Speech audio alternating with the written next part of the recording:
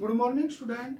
आज आपके सामने class 9 subject SS civics chapter 3 संविधान निर्माण इस विषय पर जो है डिस्कस किया जाएगा। ध्यानपूर्वक सुनिए। संविधान देश का सर्वोच्च कानून, यानी संविधान को देश का सर्वोच्च कानून माना गया है। इसमें किसी देश की राजनीतिक और समाज को चलाने वाले मौलिक कानून होते हैं। संविधान के अंदर जो है किसी भी देश की राजनीति को चलाने वाले, किसी भी देश को समाज को चलाने वाले मूल कानून होते हैं। यानी कि संविधान के अकॉर्डिंग देश की राजनीति और समाज को चलाया जाता है। रंगभेद दक्षिण अफ्रीका की सरकार की 1948 से 1989 के बीच काले लोगों के साथ नस्ली भेदभाव और खराब व्यवहार करने वाली शासन व्यवस्था को जो है रंगभेद नीति का नाम दिया गया है। इसमें जो है अफ्रीका की जो गोरी सरकार थी 1948 से लेके 1989 यानी 89 तक जो है काले लोगों के साथ जो है नस्ल के आधार पर भेदभाव किया जाता था, उनके साथ दुर्व्यवहार किया जाता था। संविधान सभा जन प्रतिनिधियों की वह सभा जो संविधान लिखने का काम करती है। तो संविधान को लिखने का काम करने वाली सभा को जो है संविधान सभा के नाम से जाना जाता है। दक्षिण अफ्रीका में रंगभेद की समाप्ति, यानी दक्षिण अफ्रीका के अंदर रंगभेद की समाप्ति कब हुई, कैसे हुई? दक्षिण अफ्रीका में अफ्रीकी नेशनल कांग्रेस के नेता नेल्सन मंडेला के लंबे संघर्ष के पश्चात 26 अप्रैल 1994 को रंगभेद की समाप्ति करने वाले नए संविधान को लागू किया गया। यानी कि जो दक्षिण अफ्रीका की नेशनल कांग्रेस पार्टी थी, उसका जो नेता था नेल्सन मंडेला, उसने जो है रंगभेद की नीति के खिलाफ जो है अभियान चलाया। उसके बाद जो है 26 अप्रैल 1994 को जो है इस रंगभेद की नीति की समाप्ति हुई और एक नए संविधान बनाया गया और उसे लागू किया गया। देशद्रोह देश की सरकार को उखाड़ फेंकने की कोशिश करने का अपराध, यानी कि जो देश की सरकार को उखाड़ फेंकने का जो अपराध किया जाता है उसे देशद्रोह का नाम दिया जाता है। संविधान सभा का गठन, संविधान सभा के लिए चुनाव जुलाई 1946 में हुए। तो संविधान सभा के लिए जो चुनाव 1946 के अंदर हुए, इसकी पहली बैठक 9 दिसंबर 1946 में हुई और इसकी पहली जो मीटिंग है 9 दिसंबर 1946 में हुई। लगभग 3 वर्षों में 114 दिन की गंभीर चर्चा के बाद 26 नवंबर 1949 को भारत का संविधान स्वीकार किया गया। यानी 26 जनवरी 1949 को जो हमारा देश का संविधान बनकर तैयार हो गया था और 26 जनवरी 1950 को हमारे देश का संविधान लागू किया गया। संविधान सभा के अधिकारी कौन थे? संविधान सभा के अध्यक्ष जो थे डॉक्टर राजेंद्र प्रसाद और उपाध्यक्ष जो है एस.सी. मुखर्जी थे। तो इसके अध्यक्ष जो थे डॉक्टर राजेंद्र प्रसाद थे और उपाध्यक्ष जो है एस.सी. मुखर्जी थे। प्रारूप समिति के अध्यक्ष डॉक्टर भीमराव अंबेडकर, यानी कि संविधान सभा के प्रारूप समिति के जो अध्यक्ष थे वो जो है डॉक्टर भीमराव अंबेडकर थे। प्रारूप किसी कानूनी दस्तावेज का प्रारंभिक रूप, प्रारूप यानी स्वरूप, किसी कानूनी दस्तावेज का प्रारंभिक रूप को जो है प्रारूप के नाम से जाना जाता है। संविधान संशोधन देश की सर्वोच्च विधायी संस्था द्वारा उस देश के संविधान में किया जाने वाला बदलाव, यानी कि संविधान है उसके अंदर जो है जो संविधान जो विधान पालिका के सदस्य होते हैं वो जो है इसके अंदर जो है बदलाव कर सकते हैं। संविधान को लागू किया गया। भारत का संविधान 26 जनवरी 1950 को लागू किया गया। तो हमारे देश का जो संविधान है 26 जनवरी 1950 को लागू किया गया। इस दिन भारत गणतंत्र बना और इस दिन जो भारत गणतंत्र बन गया। प्रस्तावना संविधान का वह पहला कथन जिसमें कोई देश अपने संविधान के बुनियादी मूल्यों और अवधारणाओं को स्पष्ट ढंग से कहता है। यानी कि प्रस्तावना संविधान का वो पहला कथन है जिसके अंदर जो है संविधान के बुनियादी मूल्यों और उसकी धारणाओं को जो है स्पष्ट ढंग से व्यक्त किया जाता है। तो बेटा ये तो था आपका लेसन इंट्रोडक्शन। अब इसके अंदर जो क्वेश्चन बनते हैं वे देखिए। दक्षिण अफ्रीका में रंगभेद की समाप्ति कैसे हुई? दक्षिण अफ्रीका के अंदर जो रंगभेद कैसे समाप्त हुआ? 1948 में दक्षिण अफ्रीका को स्वतंत्रता मिली।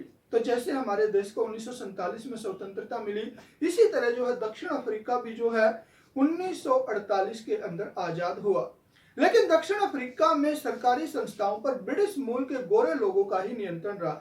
लेकिन 1948 के बाद भी दक्षिण अफ्रीका के जो सरकारी संस्थाओं पर जो अधिकार था वो ब्रिटिश मूल के गोरे लोगों का ही जो है नियंत्रण था, कंट्रोल था। और उन्होंने रंग भेद की नीति को अपनाते हुए दक्षिण अफ्रीका के अश्वेत लोगों और भारतीय मूल के रंगीन चमड़ी वाले लोगों को मूल अधिकारों से वंचित रखा। लेकिन उन्होंने क्या किया कि गोरे लोगों ने जो है, जो सरकारी संस्थाओं के ऊपर उनका नियंत्रण था, दक्षिण अफ्रीका के निग्रो लोगों के साथ भारतीय मूल के जो वहां पर रहने वाले दक्षिण अफ्रीका के अंदर रंगीन चमड़ी वाले भारतीय लोग थे, उनको जो है भेदभाव की, उनके साथ जो भेदभाव की नीति अपनाई और जो है उनको जो है उनके जो मूल अधिकार है उन अधिकारों से जो है इन गोरे लोगों ने वंचित रखा, उनको ये मूल अधिकार नहीं दिए गए। इसके विरोध में दक्षिणी अफ्रीकी नेशनल कांग्रेस पार्टी के नेता नेल्सन मंडेला ने जो है विरोध किया। तो इसके विपक्ष में, जो गोरी सरकार के विपक्ष में जो है, जो वहां की कांग्रेस पार्टी थी, उसका जो नेता था नेल्सन मंडेला, उसने जो है सरकार का विरोध किया, जिसे जो है गोरी सरकार ने इसे जो है राजद्रोह कहा और 28 वर्ष तक जेल में रखा। और नेल्सन मंडेला को राजद्रोह का आरोप लगाकर उसे जो है 28 साल के लिए जेल के अंदर डाल दिया। परंतु अंत में विश्व समुदाय के दबाव के आगे झुकते हुए नेल्सन मंडेला को आजाद करना पड़ा। लेकिन इस गोरी सरकार को जो है विश्व समुदाय के सामने झुकना पड़ा और 28 वर्ष के बाद जो है नेल्सन मंडेला को आजाद करना पड़ा और सभी लोगों को समान राजनीतिक अधिकार प्रदान किए गए। और वहां के जो निग्रो लोग थे, उन सभी लोगों को अंग्रेजों के बराबर जो है मतलब अधिकार दे दिए गए। सारे राजनीतिक अधिकार उन लोगों को भी, निग्रो लोगों को भी, भारतीय मूल के जो वहां पर रह रहे थे उन लोगों को भी जो है मिले। 26 अप्रैल 1994 की मध्य रात्रि को दक्षिण अफ्रीका गणतंत्र का एक नया झंडा लहराएगा।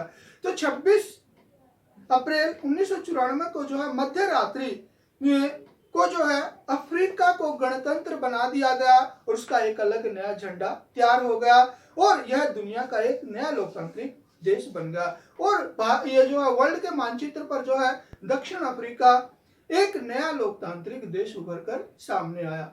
तो इस तरह से जो है दक्षिण अफ्रीका के अंदर जो है रंग भेद की काफी संघर्ष के बाद जो है रंग भेद की नीति समाप्त हुई। रंग भेद की नीति से अश्वेत लोगों को कैसे पीड़ित होना पड़ता था। जो गोरी सरकार के द्वारा दक्षिण अफ्रीका के लोगों के साथ रंग भेद की नीति अपनाई जाती थी, उससे जो ये अश्वेत लोग थे कैसे दुखी होते थे, कैसे जो उन्हें परेशानी होती थी। रंग भेद की नीति से अश्वेत लोगों की पीड़ित स्थिति निम्नलिखित प्रकार से है, यानी कि किस तरह से जो है वे दुखी होते थे। ये सारी सिचुएशन जो है देखिए, उन्हें गोरों की बस्तियों में रहने बसने की अनुमति नहीं थी, यानी इन हबशी लोगों को, निग्रो लोगों को गोरे लोगों की बस्तियों में रहने की अनुमति नहीं थी।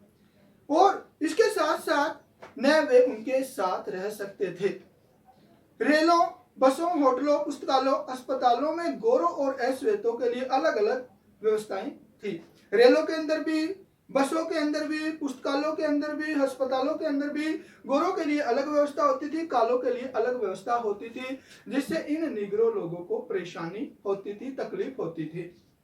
अश्वेत लोगों को वोट देने का अधिकार नहीं था। दक्षिण अफ्रीका के जो मूल निवासी थे अश्वेत, उन्हें जो है राजनीतिक अधिकार भी प्राप्त नहीं थे, उन्हें जो है वोट देने का अधिकार भी नहीं था।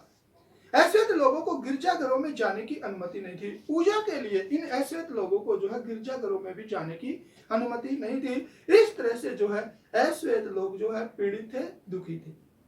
अगला देखिए, नेल्सन मंडेला को लोकतंत्र के पक्ष में आवाज उठाने की सजा कैसे दी गई। यानी कि नेल्सन मंडेला ने जो लोकतंत्र के पक्ष में गोरी सरकार के विरोध में आवाज उठाई, तो इसे क्या सजा दी गई। नेल्सन मंडेला ने दक्षिण अफ्रीका में गोरों के द्वारा चलाई जा रही रंग भेद की नीति का विरोध किया। तो जो गोरों के द्वारा रंग भेद की नीति चलाई गई थी दक्षिण अफ्रीका में, नेल्सन मंडेला ने जो उसका काफी विरोध किया। ऐसा करने पर दक्षिण अफ्रीका की गोरी सरकार ने उन पर देशद्रोह का मुकदमा चला। तो ऐसा करने पर जो दक्षिण अफ्रीका की गोरी सरकार थी, उसने जो है नेल्सन मंडेला के ऊपर देशद्रोह का मुकदमा चला दिया उन्हें और 7 अन्य नेताओं को 1964 में देश में रंग भेद से चलने वाली शासन व्यवस्था का विरोध के लिए आजीवन कारावास की सजा सुना दी। तो देशद्रोह का जब उनके ऊपर मुकदमा चला गया, उसके बाद जो है नेल्सन मंडेला को और उसके 7 साथियों को जो है 28 वर्ष के लिए जो है मतलब आजीवन कारावास की सजा सुना दी। 28 वर्ष तक वो जो है लगभग जेल में रहा। अगले 28 वर्ष तक उन्हें दक्षिण अफ्रीका की सबसे भयानक जेल रोबेन द्वीप में कैद कर रखा गया। तो 28 वर्ष तक जो है नेल्सन मंडेला को भी उसके साथियों को जो मतलब रोबेन द्वीप के अंदर जो जेल थी उसके अंदर जो है इन सभी को मतलब जेल के अंदर रखा गया। नेक्स्ट देखिए, संविधान किसे कहते हैं? संविधान एक कानूनी आलेख है। तो संविधान एक कानूनी दस्तावेज है जिसके अनुसार किसी देश की सरकार कार्य करती है। तो इस संविधान के अनुसार हर देश की सरकार के द्वारा कार्य किया जाता है। यह सरकार के मूल ढांचे को निश्चित करती है। संविधान के द्वारा ही सरकार के मूल ढांचे को निश्चित किया जाता है। इसके अंतर्गत सरकार पर शासन किया जाता है और संविधान के द्वारा ही जो सरकार के ऊपर शासन किया जाता है। यह सरकार के मुख्य अंगों कार्यपालिका, विधान पालिका और न्यायपालिका की व्यवस्था करती है। संविधान के द्वारा ही सरकार के जो मुख्य अंग है कार्यपालिका, न्यायपालिका, विधान पालिका, उसकी व्यवस्था की जाती है। यह न केवल प्रत्येक अंग के अधिकारों को परिभाषित करता है, संविधान न केवल प्रत्येक अंग के जो अधिकार हैं उनको बताता है, बल्कि उसके उत्तरदायित्व को भी सुनिश्चित करता है। बल्कि उसके क्या उत्तरदायित्व प्रत्येक अंग के, ये बात भी जो है संविधान के द्वारा तय की जाती है। यह तीनों अंगों के मध्य पारस्परिक संबंध तथा इनका जनता से संबंध स्थापित करता है। कार्यपालिका, विधान पालिका और न्यायपालिका का आपस में जो है संपर्क स्थापित करवाता है और इसके साथ साथ जनता का उनके साथ क्या संबंध है यह भी जो है निश्चित करता है। संविधान देश के सभी नियमों में श्रेष्ठ होता है। तो संविधान देश के जितने भी नियम है, जितने भी कानून है, उन सबसे श्रेष्ठ है। आपके विचार से लोकतांत्रिक देश में संविधान का महत्व अधिक क्यों होता है? तो आपके विचार से जो लोकतांत्रिक देश है उसके अंदर संविधान का और ज्यादा महत्व होता है, क्यों होता है? एक लोकतांत्रिक देश में संविधान का महत्व और भी अधिक होता है। तो कोई भी जो लोकतांत्रिक देश है उसके अंदर संविधान का महत्व और बढ़ जाता है। क्यों बढ़ जाता है? देखिए, लोकतंत्र में सरकार के क्रियाकलापों में प्रत्यक्ष अथवा अप्रत्यक्ष रूप से नागरिक अपनी भागीदारी सुनिश्चित करते हैं। तो जो लोकतांत्रिक सरकार होती है उसके अंदर जो है हर नागरिक प्रत्यक्ष रूप से या अप्रत्यक्ष रूप से पार्टिसिपेट करता है, भागीदारी निभाता है। इस सरकार में नागरिकों के अधिकारों का स्पष्ट विवरण किया जाता है। लोकतांत्रिक सरकार के अंदर नागरिकों को जो भी अधिकार दिए गए हैं उनका जो है स्पष्ट वर्णन होता है। सरकार तथा नागरिकों की गतिविधियों की सीमाएं संविधान द्वारा निर्धारित की जाती है। सरकार की क्या गतिविधियां होंगी, जनता की क्या गतिविधियां होंगी, इन सारी गतिविधियों के ऊपर जो सरकार संविधान नजर रखता है और उनमें जो सीमाएं लगाने का कार्य करता है वो भी जो है संविधान के द्वारा ही किया जाता है।